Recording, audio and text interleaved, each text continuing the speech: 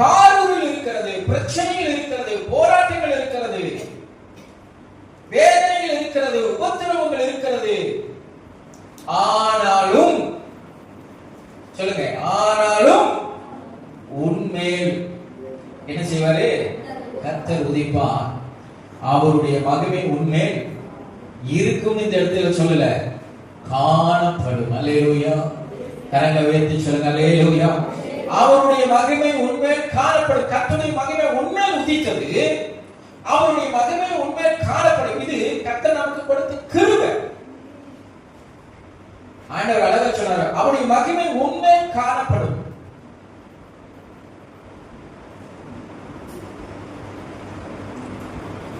ஊழியத்தின் பாதையிலும் சரி, உங்களுடைய ஆவிக்குரிய வாழ்க்கையிலும் சரி, நிச்சயமாய் சொல்லுகிறேன், இந்த மாதத்தில் கர்த்தருடைய மகிமை உன்மேல் காணப்படும்.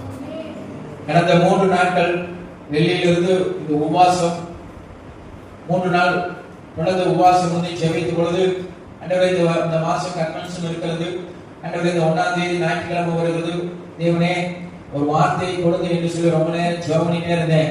ஜெபம் பண்ணிட்டே அந்த கர்த்தர் இந்த வார்த்தையை சொன்னாரு, தேவனுடைய மகிமை உன்மேல் காணப்படும்.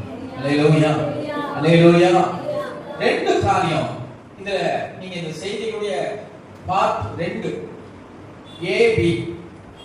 பணத்துக்கு 2 பக்கம் இருக்கணும், இல்லை பாபா? ஒரு பக்கம் அச்சடிச்சு இருந்தா, இன்னொரு பக்கம் வெறுமையா இருந்தா அந்த காசு என்ன காசு?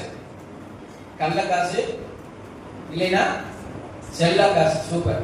கள்ள காசு இல்லைன்னா பணத்துக்கு 2 பக்கம் இருக்கணும். அதே போல இந்த மகிமை 2 பக்கம் கிரியை செய்யணும். மகிமை எத்தனை பக்கம் கிரியை செய்யணும்? தேவன் அதைத்தான் விரும்புகிறார். 1 நல்ல புரிஞ்சு, 1 அவருடைய நாமம் மகிமைப்படணும், 2 அவருடைய பிள்ளைகள் மகிமைப்படணும்.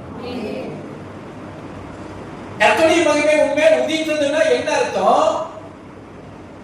உன்னை கீழாக்காமல் மேலாக்குவார் என்பது உனக்கு மகிமை மாத்திரமல்ல, அது அவருக்கும் மகிமை. எத்தனை பேருக்கு புரியுது?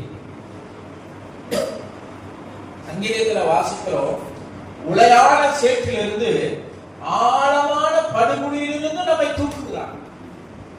தூக்கி நம்மளை எங்க உட்கார வைக்கிறாரா?